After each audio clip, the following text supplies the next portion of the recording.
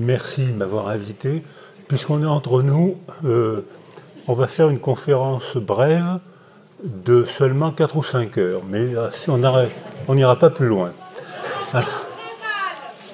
Ben si, oui, mais je m'entends mal aussi. Pas trop près. Voilà, c'est mieux comme ça. Alors, de quoi on doit parler? Alors, on a pris rendez-vous pour parler de la mémoire traumatique. Qu'est-ce que ça peut bien être? C'est-à-dire que quand la mémoire est saine, elle est évolutive. C'est-à-dire que si j'avais eu à raconter mon autobiographie à l'âge de 20 ans, j'aurais raconté des choses essentielles, c'est-à-dire mes performances au football, mes performances au sprint, la manière dont je courtisais les jeunes filles, les choses importantes de la vie. Aujourd'hui, je fais une toute autre autobiographie. C'est-à-dire que la mémoire saine est une mémoire évolutive qui change selon les âges et qui change selon les contextes. Ce qui explique d'ailleurs les étonnantes différences qu'il peut y avoir entre des gens, des frères et des sœurs, qui racontent leurs parents et qui ne racontent pas les mêmes parents. D'une part parce qu'ils n'ont pas les mêmes parents, les parents ne réagissent pas de la même manière pour un petit garçon ou une petite fille, ils ne réagissent pas de la même manière s'ils ont pour le premier enfant que pour le 5e ou le 6e, ils ne réagissent pas de la même manière pour un enfant doux alors qu'ils voulaient un enfant puncher et inversement. Donc déjà ce qu'est l'enfant évoque dans le monde mental des parents des émotions, et l'expression de leurs émotions organise autour de l'enfant une niche sensorielle qui tutorise le développement des enfants. Donc même quand les parents disent « mes enfants tous pareils, je les ai aimés tous pareils », ne les croyez pas. C'est-à-dire que c'est pas possible, on les aime, bien sûr, mais pas tous pareils. On les aime, ils n'arrivent pas au même moment, ils ne prennent pas la même signification. Donc ça évolue. On est toujours sincère, même quand on dit exactement le contraire de ce qu'on a dit 10 ans avant. On est toujours sincère. Alors ça, c'est la mémoire saine. Et puis, il y a dans la mémoire une mémoire particulière qui est celle des traumatismes. Quand on a eu un traumatisme, la mémoire est déchirée. C'est-à-dire que on se fait une représentation de soi qui est déchirée.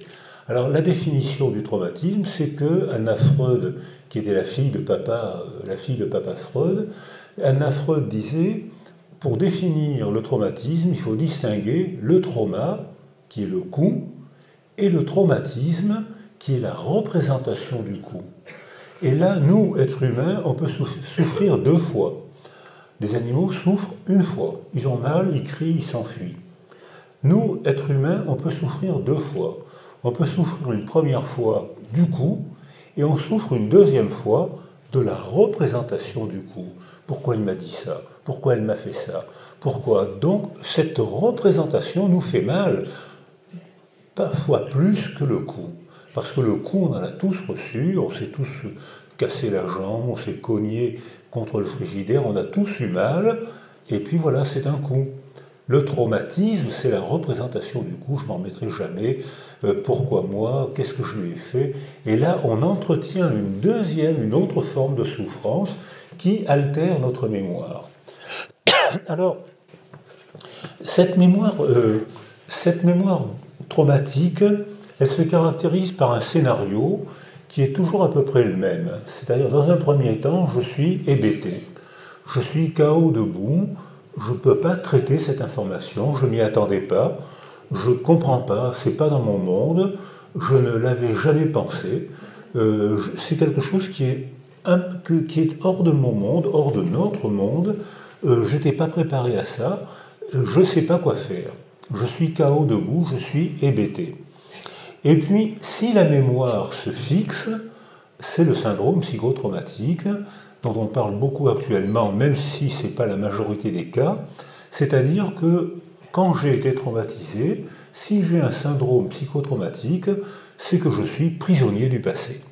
Le passé ne passe pas, je n'évolue pas, ma mémoire n'est plus saine, elle n'est plus évolutive, je ne peux plus acquérir d'autres informations qui me permettraient de changer la représentation que je me fais de ce qui m'est arrivé. Ça se répète.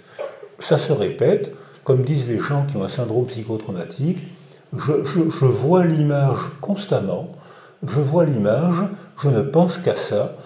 Dans la journée, je ne pense qu'à ça, et le soir, la nuit, ça me revient sous forme de cauchemar. Et quand je perçois quelque chose, ça évoque le traumatisme, je suis prisonnier du passé, ma mémoire n'évolue plus. Alors comment expliquer cette étrange mémoire?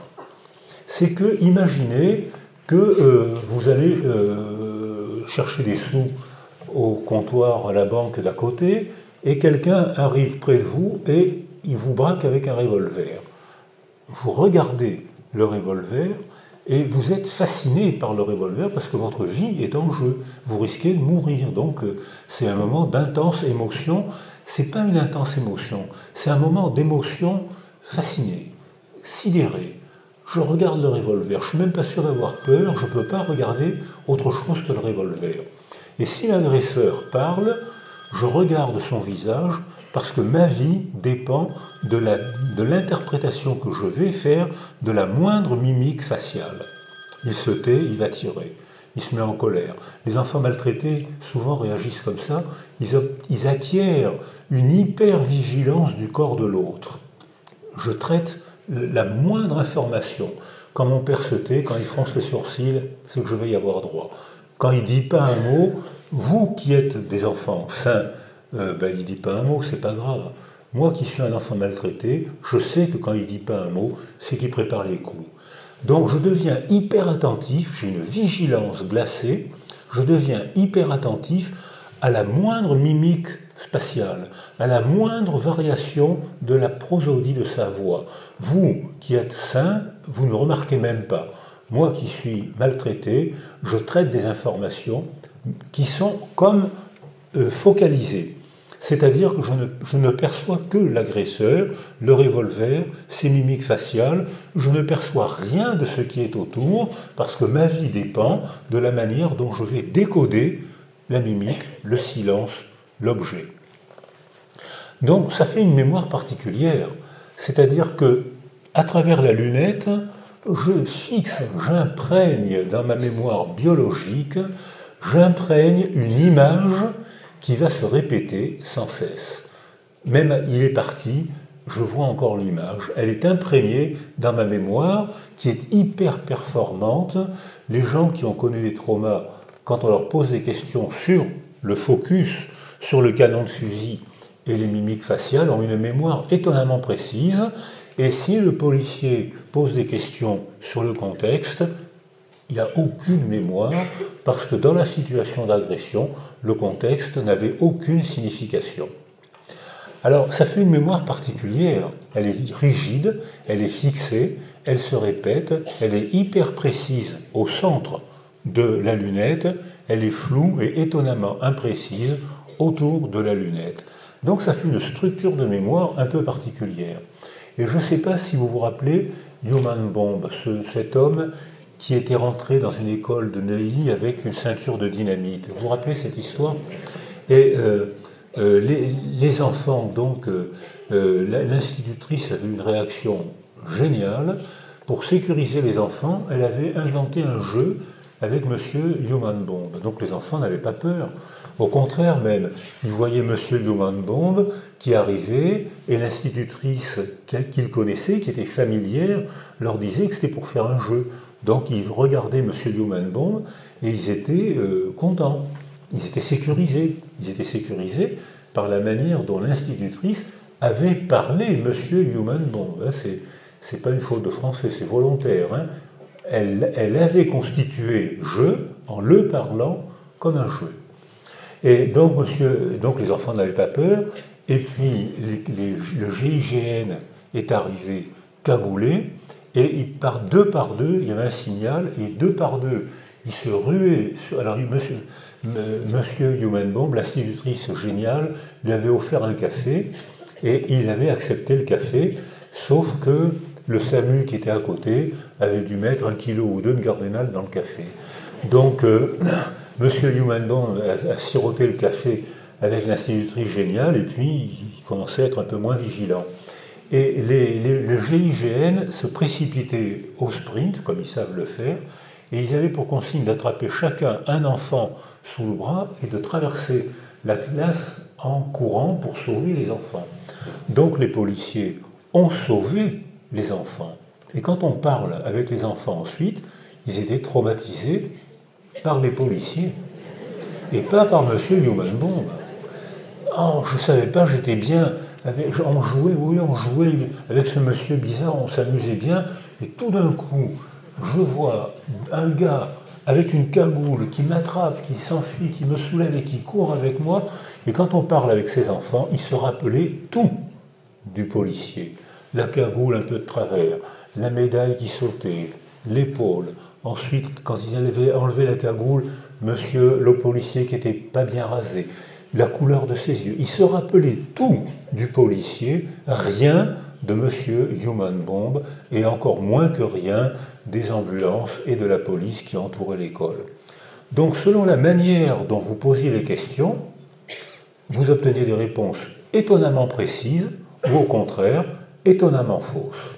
Fausses pour vous, adultes, policiers, mais vraies pour l'enfant, parce que c'était sa manière de voir le monde, capturé par l'agresseur, c'est-à-dire le policier, capturé par l'agresseur et ne percevant rien d'autre que celui qui provoquait en eux une émotion très forte. Il m'attrape, il court avec moi, donc j'ai eu très peur de ce monsieur. Alors, donc, cette mémoire saine est donc totalement différente de la mémoire traumatique, et maintenant on peut commencer à comprendre que c'est une structure totalement différente.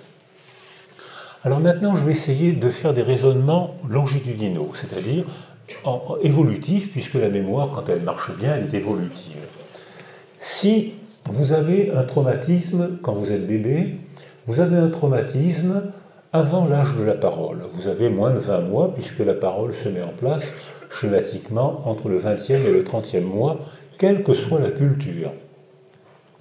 Quelle que soit la culture, on a tous été capables d'apprendre la langue dite maternelle entre le 20e et le 30e mois, sans école, sans professeur, sans cours.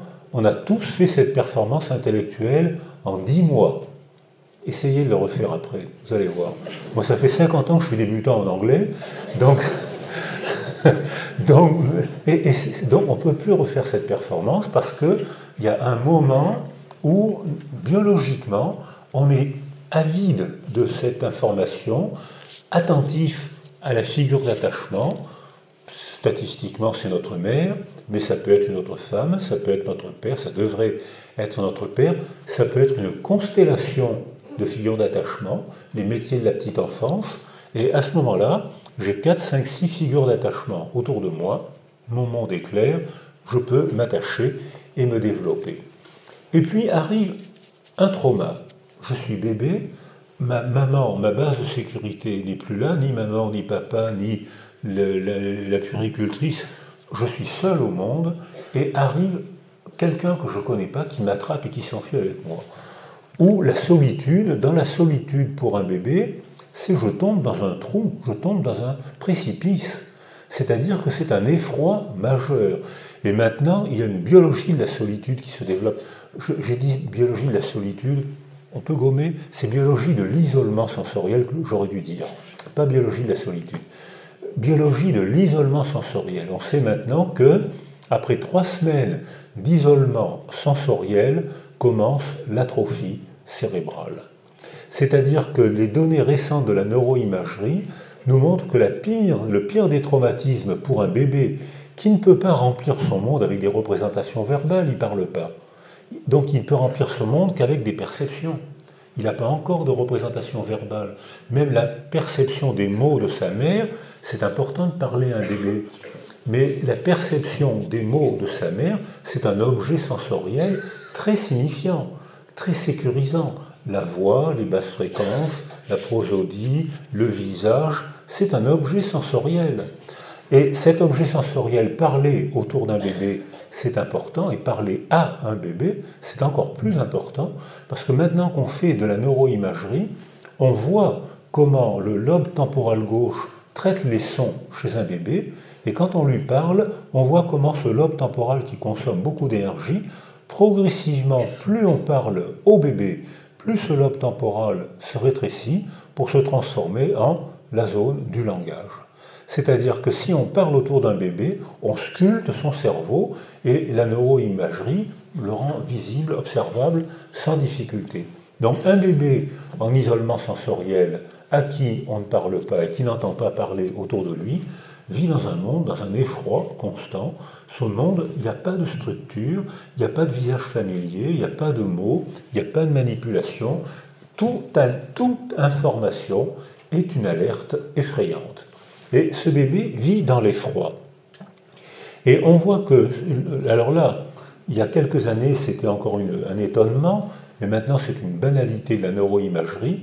Lorsqu'un bébé est placé en isolement sensoriel, affectif, parce qu'à ce stade du développement, la parole a un effet affectif, bien plus qu'informatif. D'ailleurs, je pense que à tous les âges, la parole continue à avoir un effet affectif. Parler avec quelqu'un, parler à quelqu'un, c'est l'affecter. Le contenu, on verra bien. Et alors en disant ça, je me rappelle, je suis en train de vous résumer des travaux qu'on avait fait au Sambier près de Toulon en 1978. Et Françoise Dolto en avait entendu parler grâce à Daniel Rapaport, et qui en avait parlé, et elle m'avait invité à Paris, et elle n'était pas là, mais il y avait toute l'équipe à Dolto qui était là. Et puis, on expliquait comment la parole sculpte, comment dès la naissance, un bébé reconnaît la parole de sa mère et distingue la parole de sa mère de toutes les autres paroles. Donc la parole est un objet sensoriel très signifiant dès les premiers jours de la vie. Et le bébé apprend très vite à reconnaître cette parole-là. Alors, à ce moment-là, il y avait une dame qui était dans la salle, c'est un petit amphithéâtre, hein, de l'école de kinésithérapie de son mari. Et à ce moment-là, il y avait une jeune femme avec un bébé dans un couffin. Le bébé se met à pleurer. Et la psychologue dit on va voir si ce que dit M. Cyrulnik est vrai. Madame, veuillez parler à votre bébé. Alors la dame est un peu gênée, un peu surprise. Elle s'approche du bébé, elle ne sait pas quoi dire. Et puis elle regarde le bébé, puis elle lui dit papa a été augmenté. Eh bien, ne riez pas, le bébé a souri. Et ce qui a fait sourire le bébé, c'était la parole affective de la mère, ce n'était pas la feuille d'augmentation du salaire du père.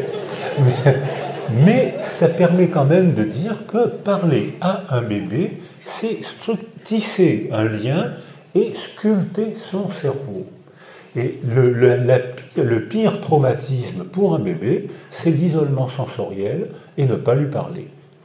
Alors, donc, voilà. Donc, ça veut dire que lorsqu'on isole un bébé, et il y a eu des pensées politiques folles qui ont isolé un bébé, et lorsqu'on isole un bébé, quand j'étais en Roumanie après la chute de Ceausescu, les enfants étaient pseudo-autistes. Pseudo. Hein, ils étaient comme des autistes, sauf qu'ils n'étaient pas autistes. Mais comme la décision politique criminelle folle de Ceausescu avait isolé ces bébés, j'avais demandé des scanners, et il y a des médecins dans la salle, et on constatait sans aucune difficulté l'atrophie des deux lobes préfrontaux, l'atrophie des circuits limbiques, et maintenant, on ne l'avait pas décrit à la chute du mur, mais maintenant on sait que quand il y a une atrophie des deux lobes préfrontaux, il y a une hypertrophie de l'amygdale. L'amygdale, c'est une zone profonde, une ampoule à la face interne du cerveau qui traite les émotions. Ce qui veut dire que si on ne parle pas à un bébé, si on ne l'entoure pas, on sculpte son cerveau et on le rend incapable de maîtriser ses émotions, puisque l'amygdale envoie des émotions intenses, et désormais, toute information devient pour lui une agression, puisqu'il ne sait pas traiter. Il a peur de tout, il sursaute, il se met à trembler, il a peur de tout. Donc c'est pour ça qu'il n'y a pas de barème de traumatisme possible. on ne peut pas faire de barème de traumatisme, ça dépend de la manière dont notre cerveau, et plus tard notre histoire, notre personnalité, notre cerveau et notre histoire éprouvent et interprètent ce qui nous arrive. Si on a été isolé précocement, on éprouve et on interprète tout comme une agression. Si on a été sécurisé précocement, on éprouve toutes les informations comme une invitation à explorer, avec une petite émotion, un petit stress, comme tout le jeu. Quand on a un bébé, quand nous-mêmes on joue, on a un petit stress. Et ce stress fait partie du plaisir de vivre. C'est-à-dire qu'on a besoin d'un peu de stress pour vivre. Et lorsqu'il n'y a pas d'altérité, un autre pour nous parler ou pour jouer avec nous, notre cerveau fonctionne différemment, on perçoit le monde de manière apte, on a acquis une vulnérabilité, on perçoit le monde comme une agression potentielle, et c'est ce qu'on n'avait pas compris quand on travaillait avec les enfants abandonnés ou les enfants des rues. Naïvement, on était là pour aider ces enfants, donc on voulait les aider. Et quand on entrait comme des occidentaux naïfs, on leur souriait et on leur tendait les bras. Et on a été stupéfait de voir que quand on souriait à ces enfants, ils se mordaient ou ils se tapaient la tête par terre. Et quand on leur tendait les bras, ils prenaient une posture d'enfant battu, parce qu'on n'avait pas compris que ces enfants non socialisés, ces enfants sans altérité, leur sourire, c'était montrer les dents, leur tendre les bras, c'était les menacer. On n'avait pas compris ça. Donc désormais, ensuite, on a compris qu'on ne pouvait pas parler à ces enfants n'importe comment, qu'il fallait d'abord les apprivoiser. Et quand l'été dernier, j'ai été en Bulgarie, où il y a une tragédie, on parle beaucoup des Roumains, ce qui est injuste, parce que les Roumains ont beaucoup rattrapé ce crime de Ceausescu, mais maintenant ils s'occupent très bien, ils récupèrent beaucoup d'enfants, pas tous, mais ils en récupèrent beaucoup. Et maintenant, 28% des enfants en première année en Bulgarie meurent au cours de leur première année. Donc ça, 28%, c'est plus de la médecine. 28%, là, il y a une altération sociale. Ça ne peut pas être 28%. Alors, donc, dès l'instant où un enfant éprouve tout comme une alerte émotionnelle, on lui sourit, on lui tend les bras, c'est une alerte, c'est une agression.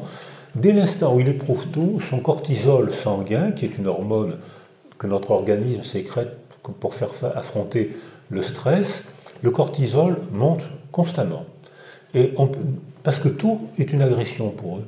Donc le cortisol monte, les cellules du système limbique, c'est le système de la mémoire, l'anneau qui est à la face interne des deux hémisphères, perçoit le cortisol intensément, les cellules sont avides de cortisol, elles gonflent, elles éclatent, et en quelques semaines, on voit apparaître une atrophie du système limbique, c'est-à-dire c'est le système qui permet d'avoir la mémoire et les émotions associées.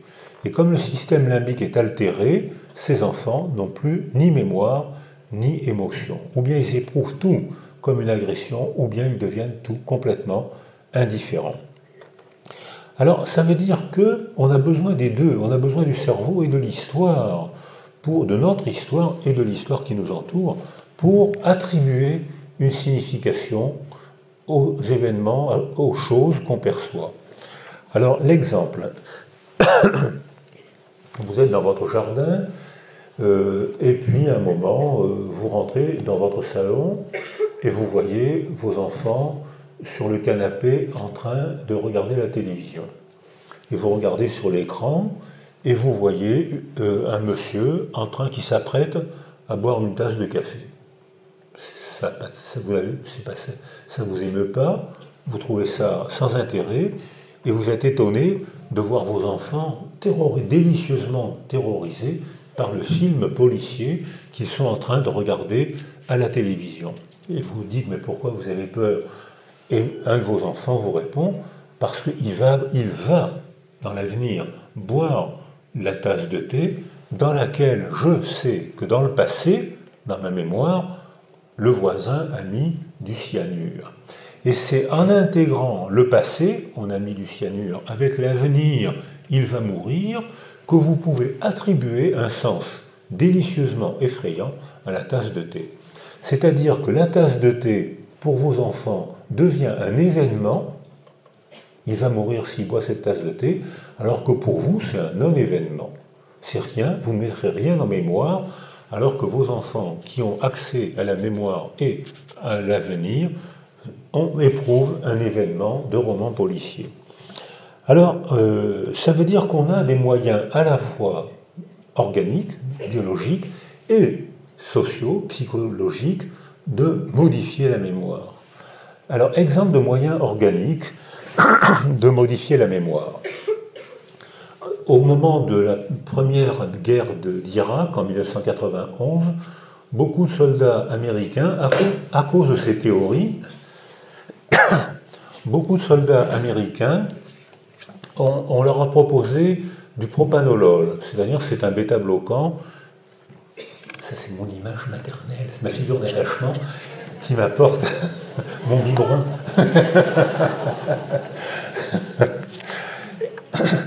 Et les Américains qui prenaient du propanolol, merci, effectivement, les bêta-bloquants, parfois il faut en donner parce que quand il y a un accès d'hypertension, le cerveau peut être fusillé en une simple montée d'hypertension, donc parfois on est obligé de donner ce médicament ou d'autres, mais quand on le donne à des gens qui en ont besoin, on provoque des troubles de la mémoire, et les soldats américains qui volontairement ont pris du propanolol n'ont pas eu de syndrome psychotraumatique, puisqu'ils étaient devenus indifférents grâce à ce médicament qui engourdit l'amygdale rhinocéphalique. Cette amygdale étant engourdie, ils pouvaient voir la mort, tuer, dans la plus totale indifférence. Ils n'avaient aucun syndrome psychotraumatique.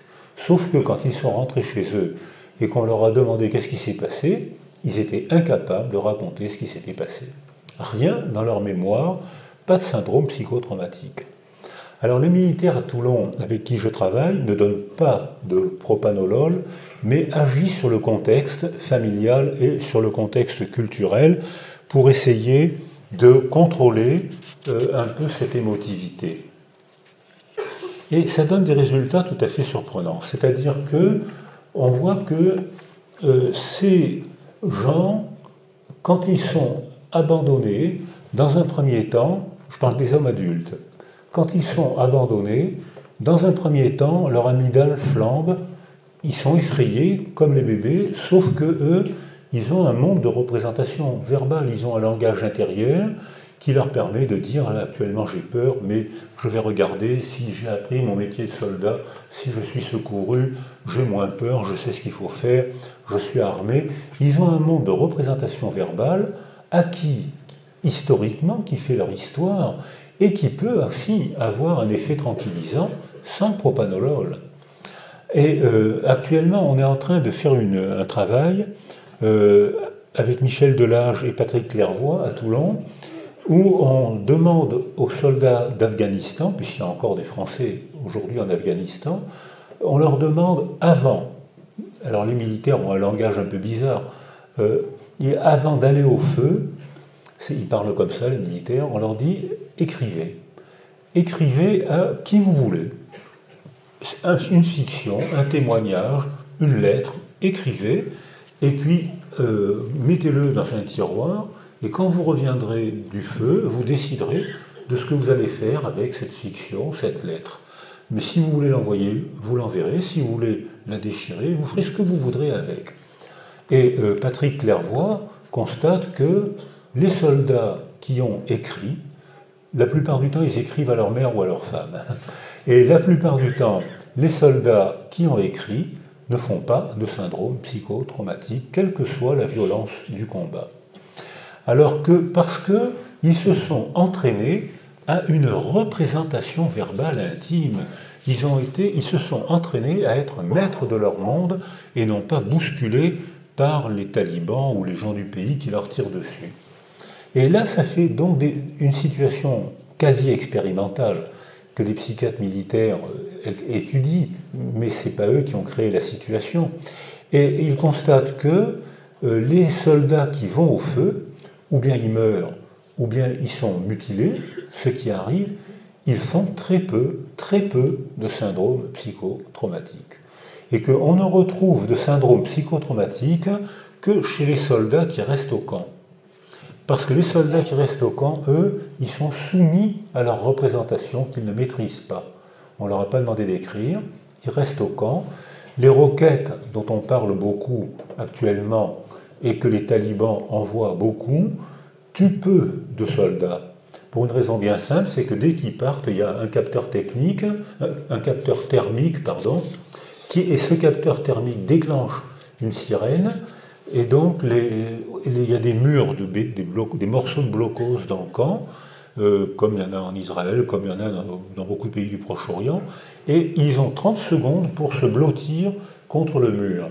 30 secondes, il y en a plein partout, il y a le signal, ils se blottissent, donc dans la réalité, il y a très peu de morts, il y a très peu de blessés, énormément de syndromes psychotraumatiques, parce qu'ils ne sont pas maîtres de leur monde intime.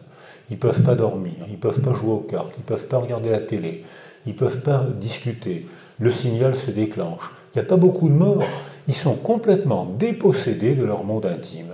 Alors que quand on leur demande d'écrire, ils redeviennent un peu sujets d'eux-mêmes, alors que si on ne fait pas ça, ils sont objets, ils sont choses des roquettes, ils sont choses de l'adversaire, soumis à l'adversaire qui fait d'eux ce qu'il veut. Ce qui fait que là, étant dépossédés de leur monde intime, il y a beaucoup de syndromes psychotraumatiques, alors que les morts, ils sont dans le réel, ils sont dehors. Mais eux, ils n'ont pas de syndrome psychotraumatique, parce qu'ils perçoivent le réel, ils peuvent affronter, se cacher, tirer, faire leur métier de soldat. Alors on voit que dans ces raisonnements que je suis en train de vous proposer, c'est pas du tout, si certains parmi vous, dans la salle, ont lu Descartes, ne le lisez plus. C'est-à-dire qu'il nous invite à ce qui a fait la démarche scientifique, les relations, la réduction, pour faire une relation de causalité linéaire.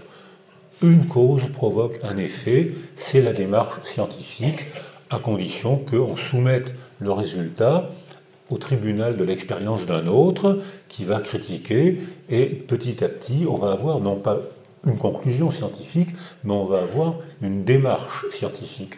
Donc Descartes a rendu service aux sciences dures ou aux sciences semi-dures comme la biologie, il n'a pas rendu service aux sciences psychologiques qui sont toutes multicausales. Il est rare qu'on trouve une seule cause pour un effet. La plupart du temps, c'est une convergence de causes qui provoque l'effet ou ne le provoque pas. Alors là, c'est un autre mode de raisonnement. Exemple, je travaille à Londres avec Peter Fonagy, qui est un grand nom de notre discipline. Et Peter Fonagy s'intéresse à ce que les Anglais appellent les borderlines. Et pendant très longtemps, la sémiologie, la clinique des borderlines est tellement vasouillarde que j'ai pendant très longtemps fait un lapsus d'oreille et que j'entendais bordel lines. Alors ça correspondait à la clinique, il y a tout dedans, il y a tout. En fait, c'est des troubles graves du développement. Et Peter Fonagy a constaté que presque 90% de ces enfants et de ces adolescents avaient été isolés sensoriellement au cours des premiers mois de la vie. Parfois par un accident de la vie, mort des parents, mort de la mère, maladie grave. Maintenant, d'ailleurs, en médecine, on sait que même quand il y a une maladie grave, il faut que tout le monde intervienne, papouille l'enfant, lui parle, les infirmières, les puériculteurs, les parents. On le sait maintenant, on le fait, mais on l'a découvert il n'y a pas très longtemps. La biologie de la solitude, on l'a découvert il n'y a pas très longtemps. Or, ces adolescents-là ont pratiquement tous été isolés sensoriellement au cours des premiers mois de la vie, ou comme le dit Shaul Harel, qui vient travailler avec nous de temps en temps, et qui est professeur de pédiatrie à Tel Aviv, quand la mère est stressée, et en Israël et en territoire palestinien, ça ne manque pas, quand la mère est stressée, quand la femme enceinte est stressée, le cerveau de l'enfant est altéré. C'est-à-dire que quelque chose est passé du stress de la mère, l'émotion a été transmise. Alors on a fait une observation qui a souvent été citée à Toulon, là je vais citer Morville, c'était sa thèse, son travail. Et Madame, vous êtes enceinte, est-ce que vous acceptez qu'on filme l'écran de la dernière échographie légale? La plupart des dames acceptent, on ne filme pas la femme, on filme l'écran. Et puis, on voit le cœur du bébé, l'électrocardiogramme, on voit tout ce que l'échographie nous apprend. Et puis, comme on cherche à faire croire qu'on est des scientifiques, on introduit une variable. On stresse la mère, mais vous savez comment sont les femmes, on ne peut pas trop les stresser.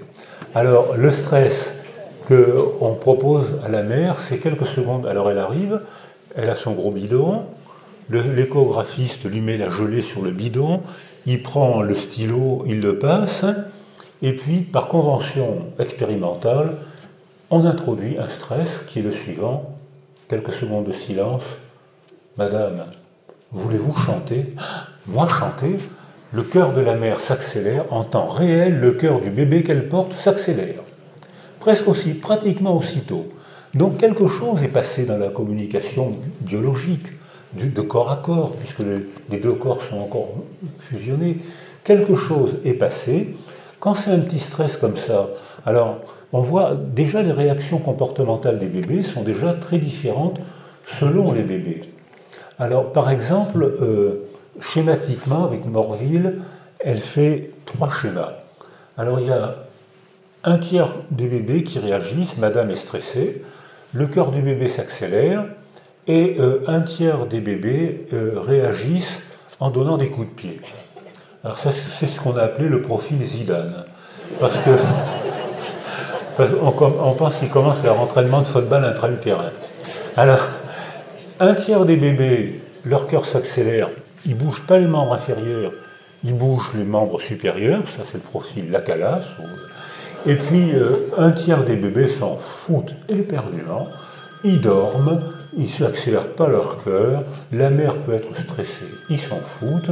Moi, je suis convaincu que les bébés pensent, j'ai encore 6 semaines à tirer, nourri, logé, blanchi. On verra bien ensuite pour les problèmes humains. Donc ça veut dire que déjà, intra-utérin, les bébés interprètent les informations sensorielles qu'ils perçoivent et qui sont transmises par le corps de la mère. C'est le corps de la mère qui médiatise l'émotion. Elle a un sursaut, ça transmet quelque chose au bébé. Et Shaul-Harel a fait une population de 170 femmes enceintes, stressées par les événements israélo-palestiniens, 170 femmes israéliennes et palestiniennes qui consultaient pour syndrome psychotraumatique alors qu'elles étaient enceintes. Tous leurs enfants sont arrivés au monde avec un retard de développement cérébral. Tous les enfants. C'est-à-dire que là, on est vraiment dans on change de milieu. On passe de la politique à l'information sensorielle, à l'utérus, à l'échographie, à la neurologie. C'est le contraire de ce qu'on apprend dans nos universités, où si on veut acquérir un diplôme, il faut qu'on choisisse notre spécialité. Et là, nous, praticiens, on est obligés d'intégrer des spécialités hétérogènes pour arriver à produire la phrase que je viens de vous proposer. Alors, on voit que donc cette manière de raisonner, on peut encore la continuer. Par exemple, il y a eu un scandale il n'y a pas longtemps, vous avez sûrement entendu parler, la haute autorité sanitaire, avec mon ami Philippe Évrard, a remis un rapport très agressif contre la psychanalyse dans le traitement des autismes. Et en fait, je pense, j'en ai parlé avec lui, je pense qu'il a, comme c'est un vrai scientifique, il a tenu un raisonnement linéaire. Et en fait, en tenant un raisonnement de convergence de déterminismes hétérogènes, biologiques, psychologiques, affectifs, sociaux, en faisant une convergence de déterminismes différents, on arrive à une autre conclusion. C'est que, comme dit Peter Fonagy, une fois que l'enfant, par un accident de la vie, a été altéré, c'est résiliable.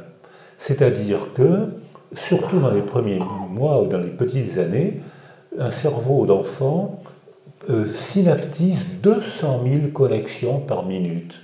C'est-à-dire qu'une information à ce moment-là fraye un chemin Mais une autre information peut frayer un autre chemin. On sculpte le cerveau uniquement en manipulant le milieu.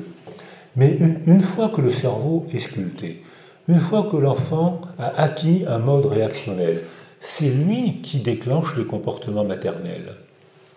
Exemple, les enfants trisomiques. Les trisomiques sont, là on a la preuve que c'est une fusion, une absence de une coagulation de deux chromosomes. Et ça donne une morphologie particulière, un développement particulier, une mentalité particulière. Ces enfants sont gentils, pas agressifs et très lourds pour les parents et surtout pour la mère. Ils sont très lourds. Et on voit que la mère, en quelques mois, elle finit par avoir un profil comportemental de mère de trisomique, c'est-à-dire souriante, accablée parce que ses enfants sont très lourds, entravent leur vie, et puis qu'elle s'y attache fortement quand même, parce que ses enfants sont attachants. Et que, donc, elle est un peu abattue, souriante, un peu résignée, elle a dû renoncer à beaucoup de choses pour s'occuper de cet enfant qu'elle aime et qui entrave sa vie. Or, ce n'est pas le comportement ni le profil maternel qui a provoqué la trisomie de l'enfant, c'est la diffusion, c'est l'absence de diffusion de deux chromosomes qui a fait une morphologie particulière qui provoque cette mentalité particulière de la mère. Donc là, on n'a pas su se décentrer. Là, c'est un vilain coup de Descartes qui nous apprend à analyser et à raisonner en termes linéaires. Alors, lorsque on a... Il faut que je boive un peu, sinon je vais faire ma déshydratation du nouveau-né. Donc... Merci Martine. Alors... Il n'y a pas de cyanure. Alors, maintenant, on a des moyens d'évaluer comment l'émotion est façonnée par les accidents, les traumatismes, les déchirures de notre vie et notre manière d'y réagir. Donc c'est plus une cause, hein, c'est le sujet dans son milieu avec différents déterminants. Voilà comment les raisonnements que je vais vous proposer. Or, quand il y a une cascade de traumatismes, on sait évaluer les modes d'attachement. Ces modes d'attachement, ces manières d'être proches, ces manières de parler, on a des comportements d'attachement, on a des questionnaires d'attachement que certains savent évaluer. On ne peut peut-être pas tout évaluer, mais on peut évaluer le style en tout cas. On sait qu'il y a des attachements sécures, confiants, des enfants, des adultes, qui parlent facilement, qui répondent, qui savent, comme disait Daniel Stern, jouer avec les tours de parole. On voit des enfants préverbaux qui viennent faire un babil, ils ont 12 mois, c'est des toddlers, ils commencent à peine à marcher, ils ne savent pas parler. Et puis on voit des petites mères qui s'approchent de l'adulte et qui lui font un babil. Alors l'adulte, bien sûr, il est charmé, il parle comme nous adultes on sait le faire, avec des mimiques de notre culture et avec les mots de notre langue maternelle. Le bébé de 10, 12, 14 mois entend que l'adulte va finir sa phrase à cause de la prosodie des fins de phrase qui donne la parole. Et la petite fille qui ne sait pas parler regarde, attend, et puis quand l'adulte a fini sa phrase, la petite fille recommence un babil, l'adulte attend la fin du babil, et hop, on a des tours de parole qui se font entre le bébé préverbal et l'adulte verbal. Or, un enfant qui a acquis au cours des 10 premiers mois de sa vie un attachement sécure va se mettre en disposition spatiale pour jouer à ce tour de parole et apprendre à parler. Et on voit que ces enfants qui ont une sécurité affective sont les premiers à parler, alors que les enfants qui sont évitants, ils ont peur, ils augmentent les activités autocentrées, ils se périphérisent à cause d'un attachement insécure, d'un attachement non confiant. Ils se mettent eux-mêmes en situation de prendre un retard de langage. Et comme notre école sélectionne de plus en plus tôt, plus on sélectionne tôt, plus on aggrave l'injustice sociale. puisque il y a une plasticité, on ne tient pas compte de la plasticité cérébrale, de la plasticité affective, et bien sûr de la plasticité verbale et de la plasticité culturelle. On raisonne en termes linéaires, comme si c'était déterminé pour toute notre vie, alors qu'on peut très bien être débile profond à 7 mois et viser le prix Nobel à 8 ans. C'est-à-dire qu'il y a une plasticité cérébrale qu'on a sous-estimée, et une plasticité relationnelle qu'on a sous-estimée. Alors pendant les 3 heures qui me restent pour l'exposer, je vais accélérer un petit peu et reparler pendant quelques minutes d'une situation expérimentale quasi expérimentale, qui permet de montrer comment on a besoin, comme le disait la doctorante tout à l'heure, de la représentation du temps pour faire un récit. Et quand neurologiquement ou historiquement, on n'a pas la possibilité d'accéder à la représentation du temps, on ne peut pas faire un récit de soi-même, donc on a une identité narrative altérée, on ne sait pas vraiment qui on est, quels sont nos points forts, nos points faibles, on ne sait pas se faire le récit de soi-même, et ça trouble la relation avec les autres. Je ne sais pas qui je suis, je ne sais pas me présenter, je n'ose pas vous regarder.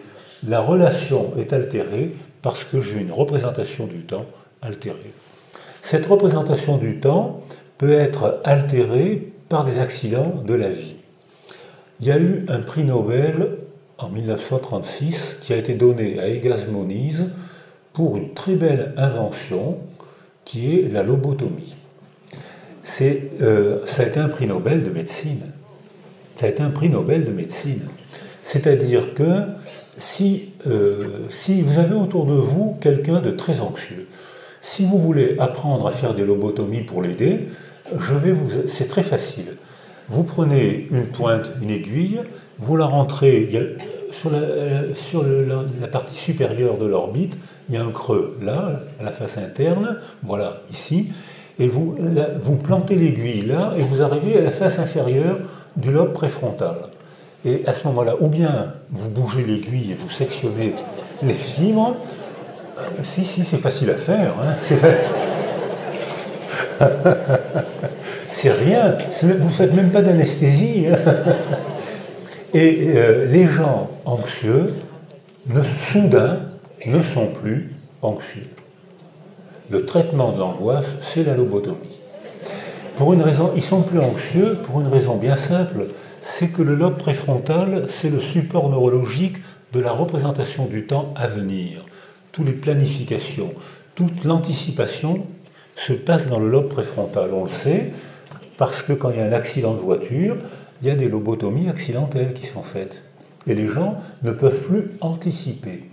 Ils ne peuvent plus anticiper leur avenir, donc ils n'ont plus l'angoisse, et ils ne peuvent plus anticiper leur passé, j'ai bien dit volontairement, anticiper leur passé, aller chercher dans leur passé des souvenirs vrais pour en faire une représentation verbale coordonnée et cohérente, un récit.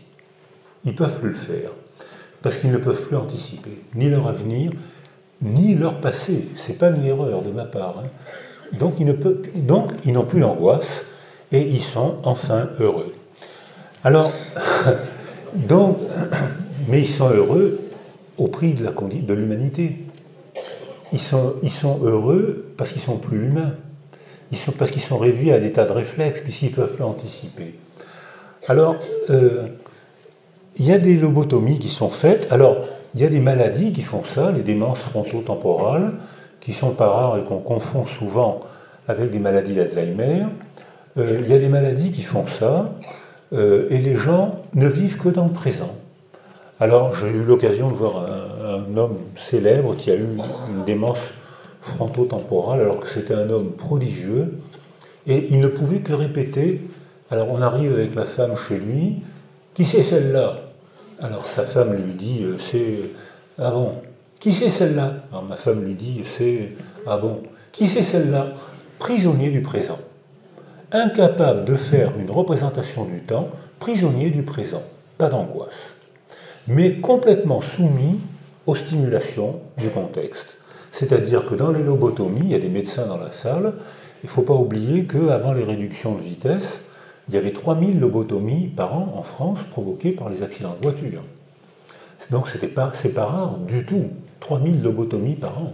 Maintenant, je ne connais pas les chiffres maintenant, mais logiquement il y en a moins, mais enfin je ne connais pas les chiffres. Mais donc ça veut dire que ce n'est pas rare du tout. Or, ils sont assis, et puis on s'agite autour d'eux. Hop, ils répondent, ils s'agitent, ils courent dans tous les sens, et puis ça se calme, hop, ils s'assoient, ils ne bougent plus, et puis on parle autour d'eux, hop, ils parlent, soumis au contexte. Pas de monde intime, pas de langage intérieur, pas de récit intime, pas de représentation du temps. Ils ne peuvent pas répondre à une représentation d'eux-mêmes, soumis au contexte. Pas d'angoisse, mais on peut discuter des effets secondaires. Alors, les pervers sont comme ça. Alors les pervers, eux, ils ont leurs lobes frontaux, mais pour des raisons que j'ignore, ils sont soumis, comme disait Lacan, ils sont seuls contre mon plaisir. Le prix que ça coûte aux autres, je n'ai pas la représentation du temps qui me permet de me représenter l'effet que ça va faire dans son esprit si je dis ça, si je fais ça. Donc pour ça, il faut avoir une représentation du temps. Et pour des raisons, peut-être Papa Freud dit, on ne devient pas pervers, on le reste. C'est-à-dire qu'effectivement, nos enfants, jusqu'à l'âge de 4 ans, ne sont pas capables d'une décentration d'eux-mêmes pour se représenter le monde mental de l'autre, les représentations de l'autre. C'est cette performance qui définit l'empathie, l'aptitude à se décentrer de soi pour se représenter le monde des autres. Nos enfants ne deviennent capables de le faire qu'à l'âge de 4 ans, si autour d'eux il y a eu une enveloppe affective, sécurisante et dynamisante. Alors peut-être les pervers, je ne suis pas sûr de ce que je dis, mais peut-être ils ont été isolés, je ne sais pas pourquoi, mais ils ont arrêté leur développement. Alors, comme la définition de la perversion, il faut faire attention, c'est ce que je disais hier. Il n'y a pas longtemps, quand j'ai commencé mes études, c'était au siècle dernier, on nous apprenait que la définition religieuse et médicale de la perversion, c'était celui ou celle qui s'accouple sans avoir l'intention de faire un enfant. Bon, hein? J'en connais des pervers dans la salle. Hein. Donc, alors évidemment, cette définition n'a plus aucun sens aujourd'hui, et la définition qu'on retient aujourd'hui, c'est celle de Lacan. Narcisse. Seul compte mon plaisir, quel que soit le prix que ça coûte aux autres. Si je lui fais ça, oui, tu sais, elle a été malheureuse, si tu lui fais ça, elle va être malheureuse. Elle va, plus tard, moi pervers, narcisse, j'y arrive pas. C'est trop loin pour moi, je veux jouir dans l'instant, quel que soit le prix qu'elle va payer. Donc je ne me représente pas la représentation des autres. Alors, il y a actuellement beaucoup de livres qui sortent aux États-Unis sur Alone in the Crowd, seul dans la foule ou dans la solitude, la biologie de la solitude. Et ces livres-là essayent de travailler une théorie qui dit que grâce à nos progrès technologiques, on quitte le monde oedipien pour entrer de plus en plus dans le monde de Narcisse. C'est-à-dire le monde oedipien, c'est-à-dire j'ai une filiation, maman, papa, ma famille, ma langue maternelle, ma culture, j'ai une filiation. Ça c'est le monde oedipien. Qu'est-ce que c'est qu'être garçon? Je vais devenir un papa. Qu'est-ce que c'est qu'être petite fille? Je vais devenir une maman. Voilà, ça c'est le monde oedipien. Or, dans le monde narcissique, ça m'est complètement égal, être garçon ou fille. Aucune importance. Ce que je veux, c'est jouir dans l'instant. Alors, c'est tous ces sociologues qui sont très au courant de la neurologie nous expliquent que probablement, d'après eux, on entre dans un monde narcissique. C'est-à-dire un monde pervers, qui fait souffrir les autres au nom de ma jouissance. Alors cette empathie, elle se développe grâce aux petites frustrations, donc biologie, et grâce aux explications, donc verbalité. Les deux. Hein, Descartes, là, il n'a rien à dire. Hein, les deux. C'est-à-dire que c'est les petites frustrations, le retard du biberon, maman n'est pas là, j'ai peur, il faut que j'apprenne à surmonter ma peur avec un nounours, avec un objet, avec une mentalisation, elle va revenir. Voilà, ça c'est les petites frustrations qui entraînent, qu'on doit éprouver dans notre corps et qui entraînent l'apprentissage, l'évolution vers la représentation des autres. On est dans la théorie de l'esprit, on est dans l'empathie adulte. Or, on constate que dans les pays en guerre, les enfants sont adultistes étonnamment tôt. Normalement, la théorie de l'esprit se met en place à 4 ans, et dans les pays en guerre, elle se met en place beaucoup plus tôt. Et on voit des enfants qui très tôt prennent en charge leurs parents, parents blessés, parents malheureux, parents dépressifs, et on voit des enfants qui très tôt font le ménage, font les courses, font la cuisine, s'occupent des petits frères. On voit des enfants, on les admire, on a tort. Ce n'est pas la place d'un enfant. L'adultisme, c'est le mot que j'ai proposé, l'adultisme qu'on voit dans tous les pays en guerre est un signe d'arrêt du développement de l'enfant. Le développement d'un enfant, ça doit jouer, apprendre. Ensuite, et si on y joue et s'il apprend, le reste se mettra en place. Alors, on voit que c'est sûrement une adaptation traumatique. Alors maintenant, on va quitter les bébés et maintenant, on va rentrer dans le monde adulte. Alors, dans le monde adulte, je vais citer quelqu'un que vous allez sûrement reconnaître. Rien ne nous rend si grand qu'une grande douleur. Les plus désespérés sont les chants les plus beaux. Alors, vous avez reconnu Musset, bien sûr, qui fait la gloire de la souffrance. Et dans cette... Alors, notre culture, j'ai connu l'époque en médecine où on nous apprenait à faire des sutures ou des réductions de fractures de jambes chez les enfants sans anesthésie, parce qu'on disait les enfants ne souffrent pas. Alors qu'on sait maintenant que c'est exactement le contraire. Les enfants disent mal, avec des mots, comment ils souffrent, ça laisse des traces dans la mémoire cérébrale, ça laisse des traces très durables. Et mon ami Rousseau, qui est professeur à Bruxelles, montre que les traces amygdaliennes dont je parlais tout à l'heure, quand on opère un enfant sans anesthésie, quand on lui enlève les amygdales sans anesthésie, ça laisse des traces amygdaliennes toute sa vie.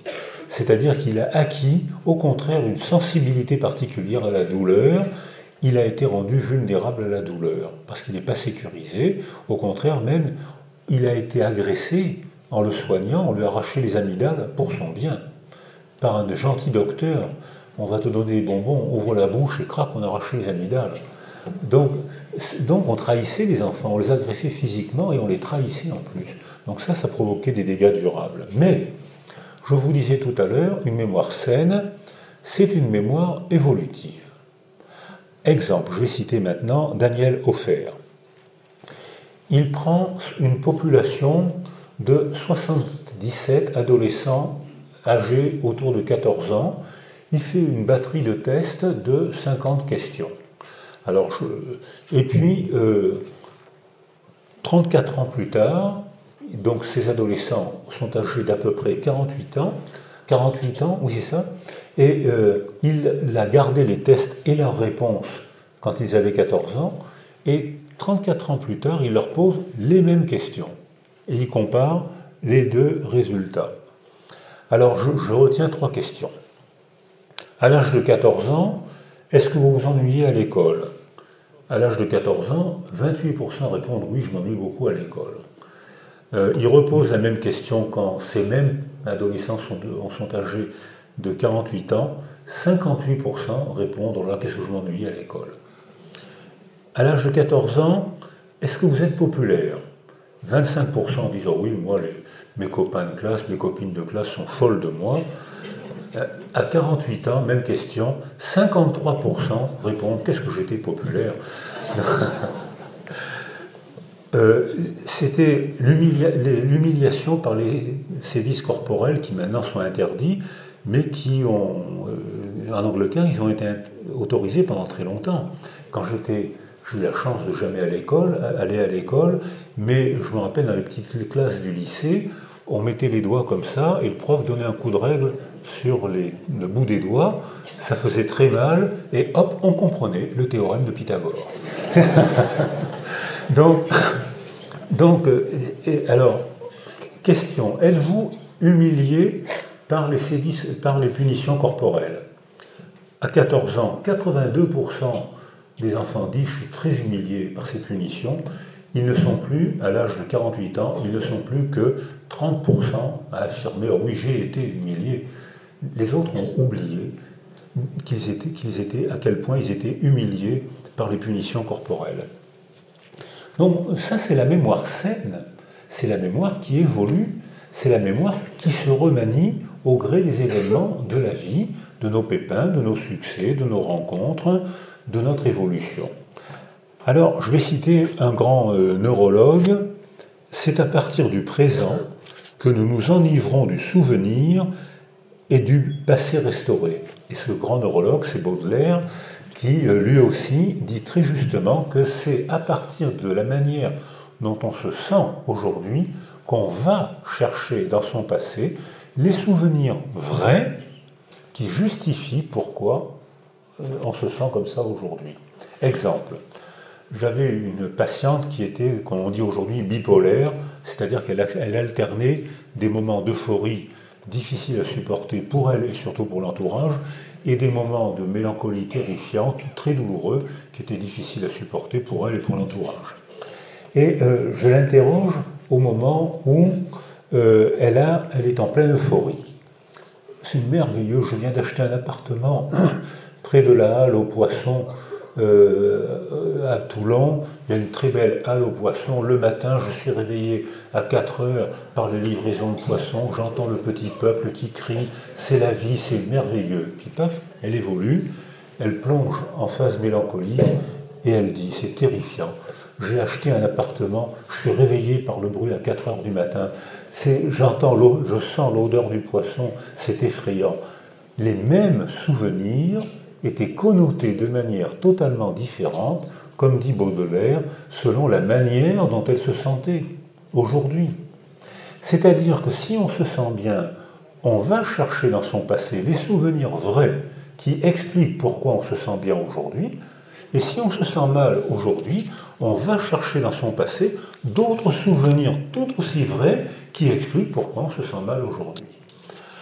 Alors, ça veut dire que lorsque, comme dit Baudelaire, c'est à partir du présent qu'on s'enivre du vin du passé, qu'on s'enivre du vin du souvenir.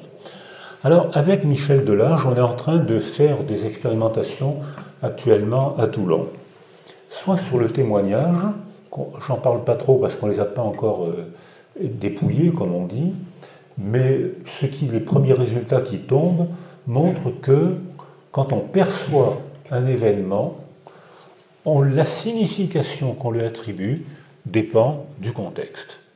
C'est-à-dire qu'on crée une situation expérimentale de scandale et ensuite on demande aux étudiants un mois après, vous vous rappelez cet incident? Comment vous expliquez cet incident? Essayez de nous l'expliquer. Et ils nous l'expliquent avec les événements du journal télévisé, les événements de la ville de Toulon. Ils ne mentent pas, les souvenirs sont vrais, ils sont interprétés à la lumière du présent. Alors, une autre expérimentation, celle-là, elle est plus aboutie. On prend une pile de photos horribles, accidents, démembrements, des piles de photos horribles. Et on prend une autre pile de photos de fleurs, d'oiseaux, de biches, enfin de choses tout à fait gnangnan et agréables à regarder. Et puis, on montre les photos, sans commentaire. Un mois après, monsieur, madame, est-ce que vous vous rappelez ces photos? Comment elles étaient ces photos? Les photos horribles sont gravées dans la mémoire. Les photos de douceur sont presque toutes confuses ou oubliées. Rappelez-vous le revolver et les mimiques faciales et monsieur Human Bomb. C'est-à-dire que je perçois une photo horrible, ça me provoque une émotion, ça se fixe dans ma mémoire, alors qu'au contraire, je perçois une photo apaisante, et bien je m'apaise. je m'endors et ça ne se fixe pas dans ma mémoire. Alors, mais ce qui a le plus modifié le souvenir des photos horribles, c'est les paroles qu'on prononce autour de ces photos horribles. Alors, on disait, on essaye de parler, mais ça, qu'est-ce que ça peut être, cette photo terrifiante? On voit un corps humain démembré, couvert de sang, qu'est-ce que ça peut bien être? Alors, on parle au hasard. Oh ben oui, ça c'est... Oh, mais ça me rappelle la guerre, j'avais vu une photo, j'avais vu quelque chose comme ça, mais ce monsieur, cette dame, c'était vraiment un héros, c'était la libération, etc. Lorsqu'on parle, lorsqu'on intègre le souvenir de la photo horrible dans un récit réel, inventé, utilisant son propre passé, l'image de la photo horrible reste dans notre mémoire, la connotation d'horreur de la photo horrible est complètement transformée.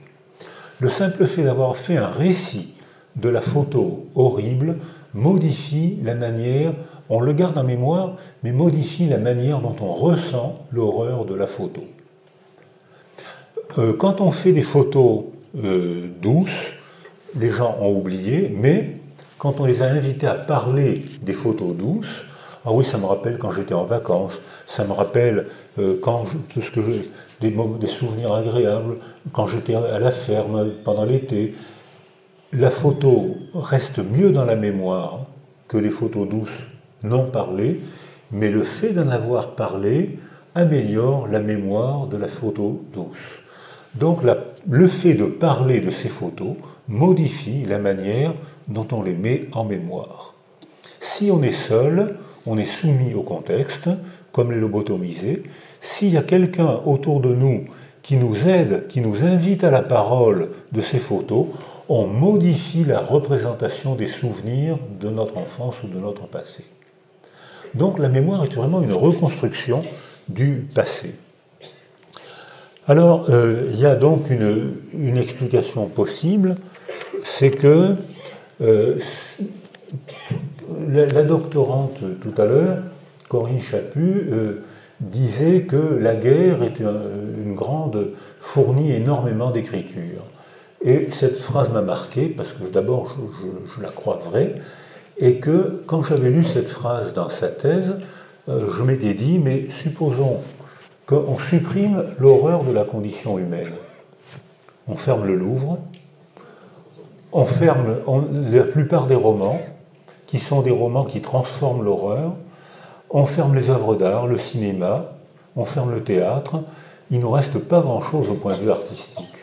C'est-à-dire que, probablement, la fonction artistique, c'est justement de remanier l'horreur de la difficulté, la souffrance inévitable dans la condition humaine. C'est-à-dire que la souffrance n'est pas une maladie, elle est inhérente à la condition humaine. Donc on ne peut pas dire guérir de sa souffrance, on peut dire en avoir fait quelque chose, en avoir fait une œuvre d'art, en avoir fait un engagement dans une association, en avoir fait un témoignage, un militantisme, on se débrouille avec une poésie, on se débrouille avec ce qu'on sait faire. On a fait quelque chose de notre souffrance à condition que nos mots puissent leur donner un sens, une histoire, un récit. Alors, on avait fait une petite manipulation on avait comparé par exemple dans un service de gynécologie à l'hôpital de Toulon, après l'accouchement, on montrait un dessin et on demandait à la dame qui venait d'accoucher de mettre une croix pour évaluer la douleur de l'accouchement entre 0 et 5. Une heure après l'accouchement, elle mettait la croix presque toute, entre 4 et 5 à peu près. La famille arrive, pousse des cris, offre des fleurs. Une semaine après, Madame, voulez-vous mettre une croix pour évaluer la souffrance? C'est entre 3 et 4. Un mois après, c'est entre 2 et 3. Un an après, je suis impatiente d'en faire un autre. Hein. C'est-à-dire que le fait de mettre au monde un petit magicien, qu'on appelle bébé, modifie la représentation de la souffrance. Je ne parle pas de la souffrance. La souffrance réelle, elle est ressentie. Je parle de la représentation de la souffrance. Le petit bonhomme, le petit magicien a transformé ça vaut le coup. Je trouve que cette expression est bonne. Hein. Ça vaut le coup. C'est-à-dire que le fait de mettre au monde un petit magicien légitime la souffrance que j'ai ressentie, mais ça la légitime. Alors qu'on a fait le même travail avec une ponction lombaire qui fait beaucoup moins mal qu'un accouchement, beaucoup moins. Hein, tous les médecins qui sont dans la salle, ou ceux qui ont subi une ponction lombaire, savent que quand on arrive avec une aiguille comme ça, les gens sont moyennement rassurés, mais quand on fait la ponction, la plupart du temps, ça fait plus peur que mal. Et quand on fait à évaluer, une heure après la ponction lombaire, la douleur est évaluée à 5, un mois après elle est évaluée à 5, un an après elle est évaluée à 5. C'est-à-dire que là vraiment, j'ai eu mal, je n'ai pas remanié la souffrance de la ponction lombaire. Donc voilà, je voulais juste terminer, avant qu'on échange avec la salle, pour vous dire que l'idée c'est que la mémoire saine et évolutive, on a les moyens de la contrôler, l'écriture, la parole, l'échange, la sécurité. La mémoire traumatique est structurée de manière particulière, mais on a aussi des moyens de la faire évoluer, les mêmes, la parole, la représentation, la sécurité affective, mais dans ce cas, l'entourage joue un rôle majeur. L'entourage, c'est la confidence, la personne avec qui on se sent bien, c'est la famille, et c'est la culture, si la culture veut bien nous donner la parole. Merci de m'avoir écouté.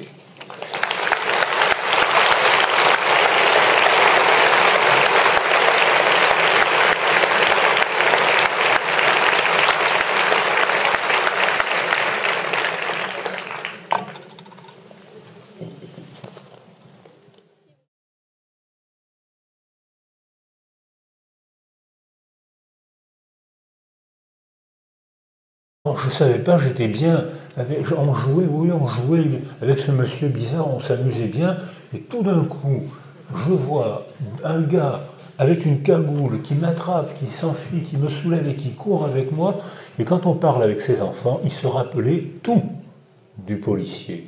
La cagoule un peu de travers, la médaille qui sautait, l'épaule. Ensuite, quand ils avaient enlevé la cagoule, monsieur le policier qui n'était pas bien rasé, la couleur de ses yeux. Il se rappelait tout du policier, rien de monsieur Human Bomb, et encore moins que rien des ambulances et de la police qui entouraient l'école. Donc, selon la manière dont vous posiez les questions, vous obteniez des réponses étonnamment précises, ou au contraire, étonnamment fausses. Fausses pour vous, adultes, policiers, mais vraies pour l'enfant, parce que c'était sa manière de voir le monde, capturé par l'agresseur, c'est-à-dire le policier, capturé par l'agresseur et ne percevant rien d'autre que celui qui provoquait en eux une émotion très forte. Il m'attrape, il court avec moi, donc j'ai eu très peur de ce monsieur. Alors, donc, cette mémoire saine est donc totalement différente de la mémoire traumatique, et maintenant on peut commencer à comprendre que c'est une structure totalement différente.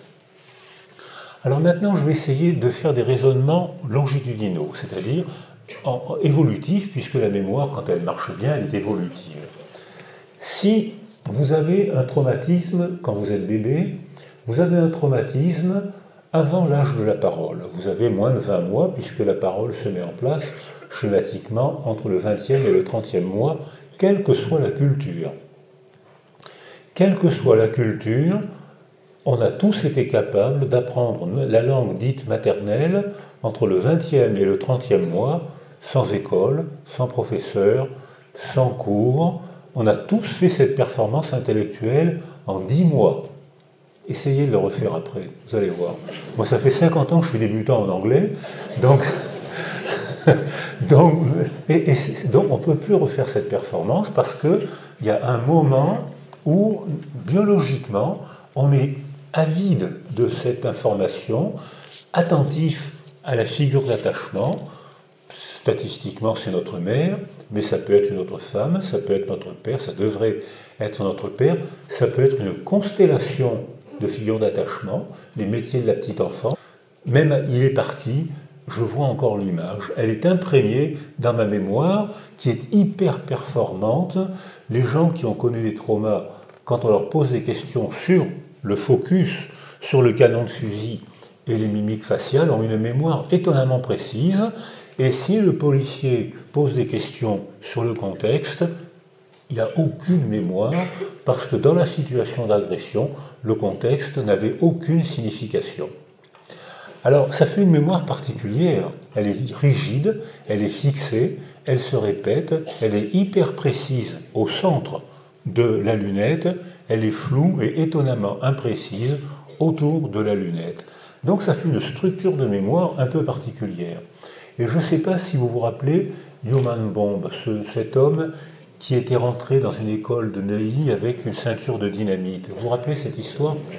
Et les enfants, donc, l'institutrice avait une réaction géniale. Pour sécuriser les enfants, elle avait inventé un jeu avec Monsieur Human Bomb. Donc les enfants n'avaient pas peur.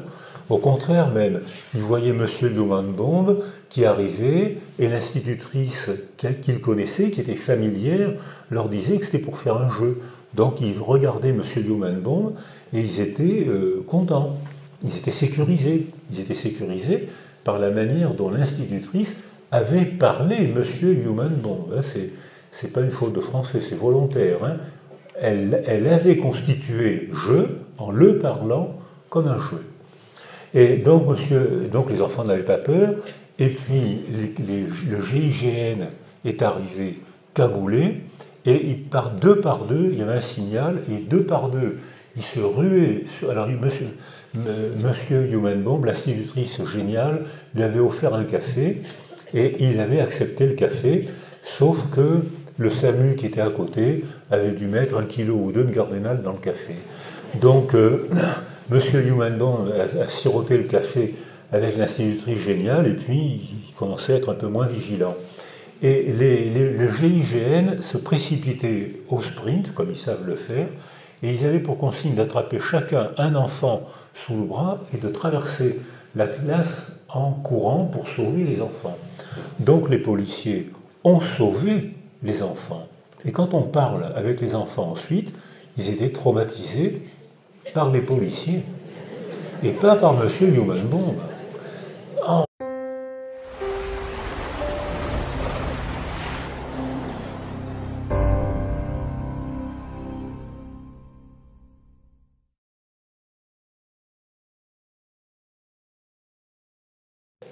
Merci de m'avoir invité. Puisqu'on est entre nous, on va faire une conférence brève de seulement 4 ou 5 heures. Mais si on n'ira pas plus loin. Alors, ben si, oui, mais je m'entends mal aussi. Pas trop près. Voilà, c'est mieux comme ça. Alors, de quoi on doit parler?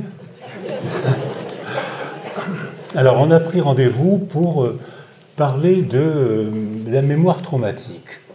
Qu'est-ce que ça peut bien être? C'est-à-dire que quand la mémoire est saine, elle est évolutive. C'est-à-dire que si j'avais eu à raconter mon autobiographie à l'âge de 20 ans, j'aurais raconté des choses essentielles, c'est-à-dire mes performances au football, mes performances au sprint, la manière dont je courtisais les jeunes filles, les choses importantes de la vie. Aujourd'hui, je fais une toute autre autobiographie. C'est-à-dire que la mémoire saine est une mémoire évolutive qui change selon les âges et qui change selon les contextes. Ce qui explique d'ailleurs les étonnantes différences qu'il peut y avoir entre des gens, des frères et des sœurs, qui racontent leurs parents et qui ne racontent pas les mêmes parents. D'une part parce qu'ils n'ont pas les mêmes parents, les parents ne réagissent pas de la même manière pour un petit garçon ou pour une petite fille, ils ne réagissent pas de la même manière s'ils ont pour le premier enfant que pour le 5e ou le 6e, ils ne réagissent pas de la même manière pour un enfant doux alors qu'ils voulaient un enfant puncher et inversement. Donc déjà ce qu'est l'enfant évoque dans le monde mental des parents des émotions et l'expression de leurs émotions organise autour de l'enfant une niche sensorielle qui tutorise le développement des enfants. Donc même quand les parents disent « mes enfants tous pareils, je les ai aimés tous pareils », ne les croyez pas. C'est-à-dire que c'est pas possible, on les aime, bien sûr, mais pas tous pareils. On les aime, ils n'arrivent pas au même moment, ils ne prennent pas la même signification. Donc ça évolue. On est toujours sincère, même quand on dit exactement le contraire de ce qu'on a dit 10 ans avant. On est toujours sincère. Alors ça, c'est la mémoire saine. Et puis, il y a dans la mémoire une mémoire particulière qui est celle des traumatismes. Quand on a eu un traumatisme, la mémoire est déchirée. C'est-à-dire que on se fait une représentation de soi qui est déchirée. Alors la définition du traumatisme, c'est que Anna Freud, qui était la fille de papa Freud, Anna Freud disait, pour définir le traumatisme, il faut distinguer le trauma, qui est le coup, et le traumatisme, qui est la représentation du coup. Et là, nous, êtres humains, on peut souffrir 2 fois. Les animaux souffrent une fois. Ils ont mal, ils crient, ils s'enfuient. Nous, êtres humains, on peut souffrir 2 fois. On peut souffrir une première fois du coup, et on souffre une deuxième fois de la représentation du coup. Pourquoi il m'a dit ça? Pourquoi elle m'a fait ça? Pourquoi? Donc, cette représentation nous fait mal, parfois plus que le coup. Parce que le coup, on en a tous reçu, on s'est tous cassé la jambe, on s'est cogné contre le frigidaire, on a tous eu mal, et puis voilà, c'est un coup. Le traumatisme, c'est la représentation du coup, je m'en remettrai jamais, pourquoi moi, qu'est-ce que je lui ai fait? Et là, on entretient une autre forme de souffrance qui altère notre mémoire. Alors, cette mémoire traumatique, elle se caractérise par un scénario qui est toujours à peu près le même. C'est-à-dire, dans un premier temps, je suis hébété. Je suis KO debout, je ne peux pas traiter cette information, je ne m'y attendais pas, je ne comprends pas, ce n'est pas dans mon monde, je ne l'avais jamais pensé. C'est quelque chose qui est hors de mon monde, hors de notre monde. Je n'étais pas préparé à ça, je ne sais pas quoi faire. Je suis KO debout, je suis hébété. Et puis, si la mémoire se fixe, c'est le syndrome psychotraumatique, dont on parle beaucoup actuellement, même si ce n'est pas la majorité des cas, c'est-à-dire que quand j'ai été traumatisé, si j'ai un syndrome psychotraumatique, c'est que je suis prisonnier du passé. Le passé ne passe pas, je n'évolue pas, ma mémoire n'est plus saine, elle n'est plus évolutive, je ne peux plus acquérir d'autres informations qui me permettraient de changer la représentation que je me fais de ce qui m'est arrivé. Ça se répète. Ça se répète, comme disent les gens qui ont un syndrome psychotraumatique, je vois l'image constamment, je vois l'image, je ne pense qu'à ça, dans la journée je ne pense qu'à ça, et le soir, la nuit, ça me revient sous forme de cauchemar, et quand je perçois quelque chose, ça évoque le traumatisme, je suis prisonnier du passé, ma mémoire n'évolue plus. Alors comment expliquer cette étrange mémoire? C'est que, imaginez que vous allez chercher des sous au comptoir à la banque d'à côté et quelqu'un arrive près de vous et il vous braque avec un revolver. Vous regardez le revolver et vous êtes fasciné par le revolver parce que votre vie est en jeu. Vous risquez de mourir. Donc c'est un moment d'intense émotion. C'est pas une intense émotion, c'est un moment d'émotion fascinée, sidérée. Je regarde le revolver, je ne suis même pas sûr d'avoir peur, je ne peux pas regarder autre chose que le revolver. Et si l'agresseur parle, je regarde son visage parce que ma vie dépend de l'interprétation que je vais faire de la moindre mimique faciale. Il se tait, il va tirer, il se met en colère. Les enfants maltraités souvent réagissent comme ça, ils acquièrent une hypervigilance du corps de l'autre. Je traite la moindre information. Quand mon père se tait, quand il fronce les sourcils, c'est que je vais y avoir droit. Quand il ne dit pas un mot, vous qui êtes des enfants sains, il ne dit pas un mot, c'est pas grave. Moi qui suis un enfant maltraité, je sais que quand il ne dit pas un mot, c'est qu'il prépare les coups. Donc je deviens hyper attentif, j'ai une vigilance glacée, je deviens hyper attentif à la moindre mimique spatiale, à la moindre variation de la prosodie de sa voix. Vous qui êtes sain, vous ne remarquez même pas. Moi qui suis maltraité, je traite des informations qui sont comme focalisées. C'est-à-dire que je ne perçois que l'agresseur, le revolver, ses mimiques faciales. Je ne perçois rien de ce qui est autour parce que ma vie dépend de la manière dont je vais décoder la mimique, le silence, l'objet. Donc ça fait une mémoire particulière. C'est-à-dire que à travers la lunette, je fixe, j'imprègne dans ma mémoire biologique, j'imprègne une image qui va se répéter sans cesse.